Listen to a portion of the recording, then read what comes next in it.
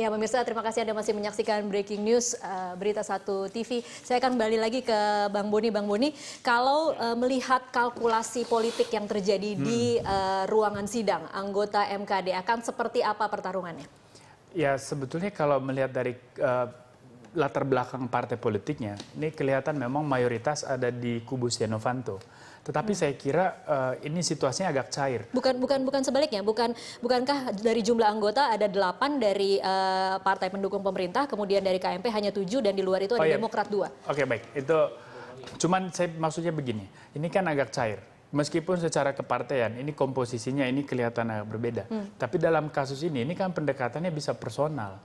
Artinya orang dari anggota fraksi pemerintah pun bisa dibeli dalam tanda petik. Dari partai mana itu misalnya? Ya misal saya nggak bisa sebut, tapi sampai sejauh ini kan bahkan kita dari tidak. PDI Perjuangan pun masih bisa kemudian menjadi Tapi mendukung. kalau dalam situasi sekarang saya tidak melihat ada indikasi itu. Cuman kalau misalnya dari fraksi-fraksi yang kita kelihatan agak di tengah, menurut saya kayak Demokrat itu menurut saya masih sanksi juga. Apakah benar nanti dia netral atau justru bisa diborong oleh kepentingan Setia Novanto. Tapi lepas dari situ ya Tasya, saya ingin mengatakan bahwa kasus ini begitu serius, bukan hanya karena kita ingin menggantikan ketua DPR misalnya, tetapi justru karena ini satu modus operandi dari kejahatan sistemik yang penting untuk kita bedah supaya mencegah terjadinya kasus-kasus serupa ke depan. Artinya kalau kita sudah bosan dengan kasus papa minta saham, minta pulsa, papa minta saham, mungkin papa minta mama baru lagi dan seterusnya. Nah, ke depan ini kita nggak tahu papa minta apa lagi gitu loh. Jangan-jangan ada yang lebih bahaya dari ini nanti ke depan. Tapi bukan begini ya cara berpikirnya. Ini kan kemudian menjadi besar karena ketahuan. Jangan-jangan ada banyak hal lain yang tidak ketahuan. Justru itu. Kami pernah melakukan investigasi yang sangat serius dan mengeluarkan satu buku soal mafia migas. Di situ banyak sekali nama-nama pemain-pemain besar yang sampai hari ini masih dianggap sebagai orang saleh, orang bermoral, orang baik. Tapi itu pemain besar semua. Nah di sekitar presiden juga saya yakin ada pemain-pemain. Nah maka sekarang kasus ini penting dibuka.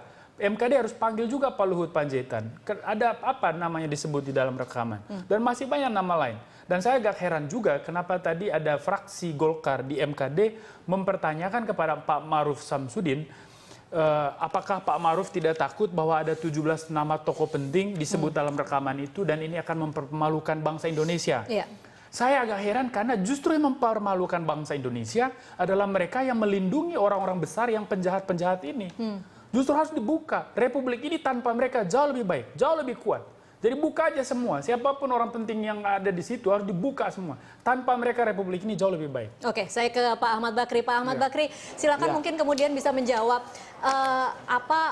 bagaimana sebenarnya kedekatan anggota MKD ini. Kemudian kalau kita melihat secara kepartaian, ada partai pendukung pemerintah, PAN termasuk di dalamnya, kemudian ada KMP dan ada Demokrat. Tetapi tadi menurut analisa Bang Boni, ada kedekatan-kedekatan personal dari masing-masing anggota MKD ini yang kemudian akan bisa mendukung Setia Novanto. Ya, soal kita dekat tidak dekatnya saya pikir tergantung daripada anggota masing-masing ya.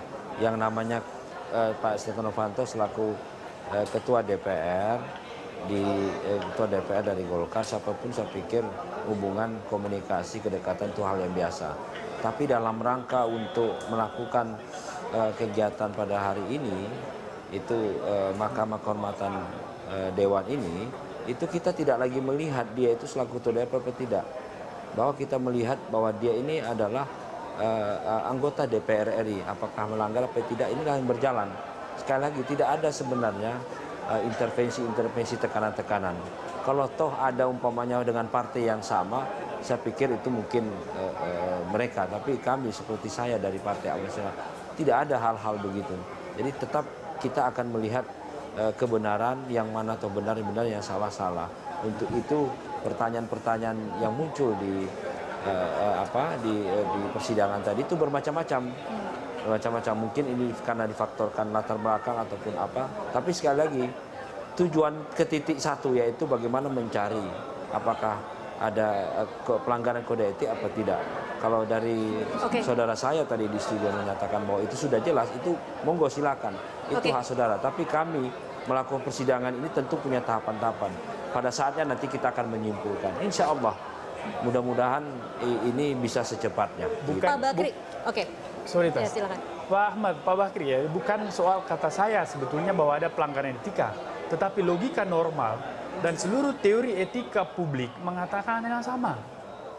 Nah, artinya bahwa statement-statement kami, termasuk statement dari Wakil Presiden dan sejumlah menteri yang sangat serius melihat kasus ini, itu statement-statement yang datang dari pikiran-pikiran yang normal. Artinya yang tidak melihat yang sama, pasti di luar ruang normal. Silakan Pak Ahmad Bakri. Bagaimana, nggak kedengaran, Mbak? Halo, Halo? Iya, halo? Pak Ahmad Bakri bisa mendengar?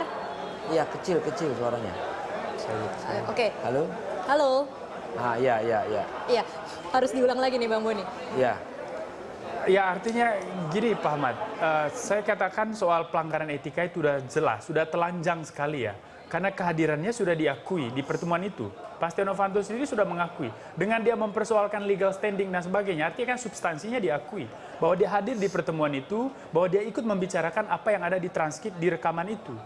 Nah itu saja sudah secara gamblang sebuah pelanggaran etik. Karena kehadirannya saja sudah salah. Apalagi pesan dari kehadirannya. Yaitu ada upaya untuk mendapat proyek smelter, untuk minta saham, dan sebagainya.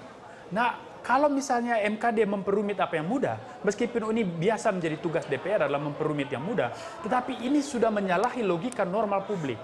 Nah, apa yang saya katakan ini bukan dari diri saya, bukan karena kepentingan saya, tetapi teori etika publik mengatakan itu, pikiran normal mengatakan itu, Pak. Jadi kalau ada yang menolak ini, pasti dia berada di luar logika normal, di luar ruang normal. Ini Bang Boni artinya mau mengatakan bahwa anggota MKD berpikir di luar logika normal.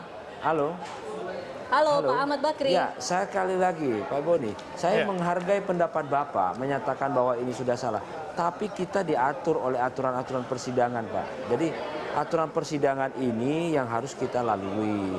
Kita juga sampai hari ini belum minta pernyataan atau keterangan dari Pak Setia Novanto. Maka saya bilang ini, saatnya nanti kita akan menyimpulkan. Tapi kalau saudara lebih dulu menyimpulkan dengan bahasa-bahasa yang menyatakan dia datang apa tidak, itu wewenang saudara. Kami terikat dalam aturan-aturan persidangan ini. Oke, baik. Pak Ahmad Bakri, saya ingin masuk ke soal pertanyaan. Tadi Anda mengatakan ada berbagai macam pertanyaan dari anggota MKD, tetapi kalau kita melihatnya sebenarnya pertanyaannya relatif sama dari masing-masing anggota dan kemudian ditanyakan secara berulang-ulang dan mendapatkan jawaban yang hampir berulang-ulang sama. Saya ingin tahu sebenarnya bagaimana cara anggota MKD memformulasikan pertanyaan ini. Apakah dirapatkan dulu ataukah kemudian ada sumber-sumber lain yang dimiliki oleh anggota MKD sebelum menyusun pertanyaan yang relatif sebenarnya sama motif pertanyaannya, Pak Ahmad Bakri? Ya, saya pikir teman-teman tidak arti katanya sebelum rapat kita berkumpul dulu membagi tugas, kamu nanti bertanya ini, kamu itu tidak. Itu spontan timbul pada saat setelah kita mendapat keterangan. Di lain sisi juga setelah kita mendapat transkrip itu yang full itu, di situ juga menimbulkan. Kalau toh kawan menyatakan berulang-berulang itu, saya pikir hak saudara-saudara kita yang melakukan persidangan ini. Tapi sekali lagi bahwa berbagai macam bentuk pertanyaan itu tujuannya adalah satu, mencari di mana terdapat kesalahan kode etik. Nah, kalau saudara saya tadi di studio menyatakan itu dengan gamblang bahwa itu sudah salah, itu hak saudara. Tapi kalau saya diminta, kita tentu harus melakukan tahapan-tahapan ini, gitu Mbak.